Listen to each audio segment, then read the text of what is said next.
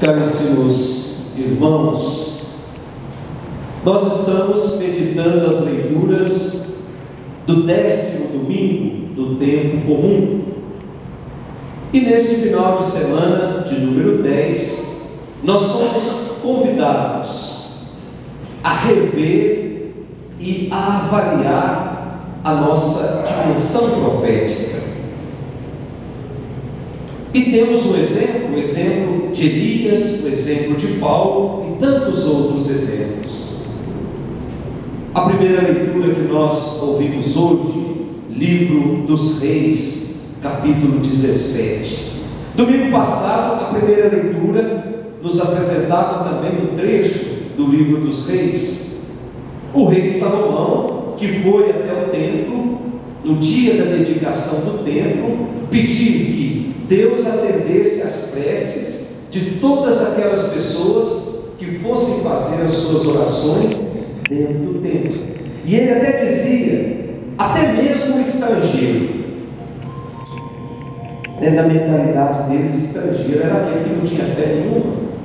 Era como se ele estivesse dizendo, até mesmo aquele que não tem fé, se passar por aqui, se fizer as suas orações aqui dentro, Deus precisa atender essas orações, precisa atender essas preces. Então, ao longo dos 22 capítulos do Livro dos Reis, que nós tiramos a primeira leitura de hoje, uma das partes desses 22 capítulos nos apresenta os feitos do profeta Elias. E Elias era um defensor muito grande do culto, defendia os valores da tradição, defendia que o culto precisava ser ao Deus único, defendia que a atuação daqueles que eram chamados por Deus precisava ser uma atuação eficaz. Tanto teve a sua importância o profeta Elias no Antigo Testamento, que no Novo Testamento chegaram a comparar Jesus a Elias. Quando Jesus faz aquela pergunta lá para os seus discípulos, o que é que estão dizendo de mim? Uns falam que é João Batista, outros que é Elias. E na cena que nós lemos hoje, na primeira leitura, Elias ressuscita o homem. Mas qual era a finalidade dessa ressurreição do profeta Elias, desse homem, na primeira leitura de hoje? A viúva de Sarepta, cuja mãe desse filho, cultuava um Deus estrangeiro, um Deus que se chamava Baal. E esse Deus era considerado um Deus e esposo da terra, portanto, era o Deus da fertilidade, era o Deus da fecundidade, Deus da vida. E era comum, lá em Canaã, celebrar a festa a esse Deus. Todos os anos celebrava-se a festa da morte e da ressurreição da natureza. Quando entrava o outono, que as folhas começavam a cair, então eles entendiam que a natureza estava morrendo, então celebravam uma grande festa, simbolizando que depois aquela morte iria se transformar em vida, quando chegasse de novo a primavera.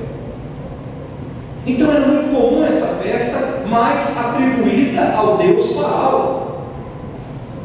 E o profeta Elias, ele vem fazer esse gesto de ressurreição exatamente na época dessa festa, para dizer o seguinte: o Deus que nós cultuamos é o Deus da vida, é um Deus que não nos permite experimentar a realidade da morte. Agora a gente precisa entender o tipo de morte. Essa morte física, todos nós vamos experimentar, faz parte da nossa natureza enquanto humanos. Mas a pior de todas as mortes é aquela morte que me afasta do amor de Deus, a morte espiritual. Quando eu não mais reconheço Deus como sendo Deus da minha vida, quando eu não mais sou capaz de ver, de observar os sinais de Deus na minha vida, quando eu me fecho à graça de Deus, essa é a pior de todas as mortes, porque essa morte me afasta definitivamente de Deus. Então o profeta Elias, ele celebra esta festa, ou melhor, ele ressuscita esse homem exatamente no dia dessa festa, para dizer que o Deus que ele cultua é o Deus que nos proporciona vida.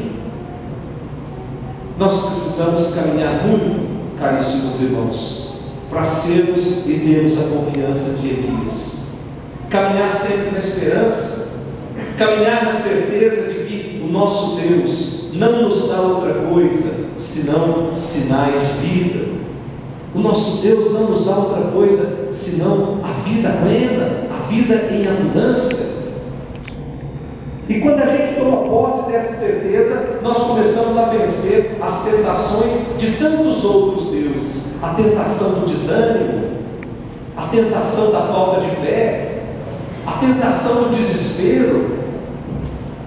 Quando a gente toma posse dessa certeza, Deus nos proporciona vida a todo instante. A cada dia que o sol nasce e ilumina o quarto onde eu estou dormindo, é Deus me dando de presente um dia. Quando a gente ouve o canto dos pássaros, é Deus cantando uma melodia dos nossos ouvidos. São sinais de Deus que muitas vezes, devido às atividades do dia a dia, a gente esquece. Por isso é preciso redescobrir, é preciso saber de novo interpretar esses sinais de Deus na nossa vida. Aí não tem espaço para o desespero, aí não tem espaço mais para a falta de fé, para o desânimo, para a inércia. Depois da nossa segunda leitura, carta de São Paulo aos Gálatas, que nós também começamos a ler a semana passada. E a semana passada São Paulo dizia à comunidade lá da Galácia, lá da Ásia Menor, lá onde hoje é a Turquia, ele dizia o seguinte: se alguém nos anunciar um outro evangelho, diferente desse que eu estou anunciando, que seja excomungado. Ele dizia essa palavra. Tem algumas traduções da Sagrada Escritura que não tem a palavra excomungado, tem a palavra anátema, que é a mesma coisa, uma é sinônimo da outra. O que é que Paulo estava querendo dizer? Se alguém anunciar alguma coisa que vá ferir aquilo que Jesus já anunciou e que nós estamos apenas reproduzindo, e ele foi enfático quando ele disse: mesmo que desça um anjo do céu e anuncie um outro evangelho diferente, que seja então colocado para fora da comunhão da igreja. E eu até dizia que não existe um ritual de excomunhão. Nós não nos reunimos, os padres, os bispos, e chegamos para a pessoa e dizemos: você está excomungado. E isso é coisa da imprensa, que muitas vezes fantasia muito. A excomunhão é a própria pessoa que procura. A palavra excomunhão quer dizer fora. Comunhão, fora da comunhão. Então, se eu não comungo das ideias e da doutrina da igreja, eu já estou fora da comunhão. Portanto, já estou excomungado. Não precisa que alguém me diga que eu estou excomungado. Basta eu rever as minhas posições. Se aquilo que a igreja prega, se aquilo que a igreja nos apresenta como verdade, como doutrina, como dogma, se eu não comungo de tudo isso, então eu não estou em comunhão com a igreja. E se eu nos anunciar um outro evangelho, dizia São Paulo, então esse outro evangelho não vem de Deus. Portanto, eu não estou em comunhão. E hoje São Paulo continua com essa reflexão, continuação do domingo passado, que agora ele chama a atenção à fidelidade ao evangelho. Fidelidade que ele evangelho que ele recebeu do próprio Cristo. E ele diz: eu não recebi de lábios humanos, eu recebi do ressuscitado. Aí lá no versículo 13, ele fala como ele era antes de encontrar-se com o Evangelho. Ele era um perseguidor, ele era uma pessoa que tinha na sua mão um decreto que lhe dava plenos poderes para perseguir cristãos. Mas a partir do seu encontro com Jesus, o Evangelho de Deus, ele mudou radicalmente a sua vida. Tanto é que mudou até de nome, deixou de se chamar Saulo para se chamar Paulo. O mundo precisa desse encontro, caríssimos irmãos. O mundo precisa encontrar-se e aprender de novo a saborear esse Deus que veio morar no nosso meio. Esse Deus que assumiu a nossa condição de humanos, de miseráveis. Esse Deus que a todo instante nos dá vida nova.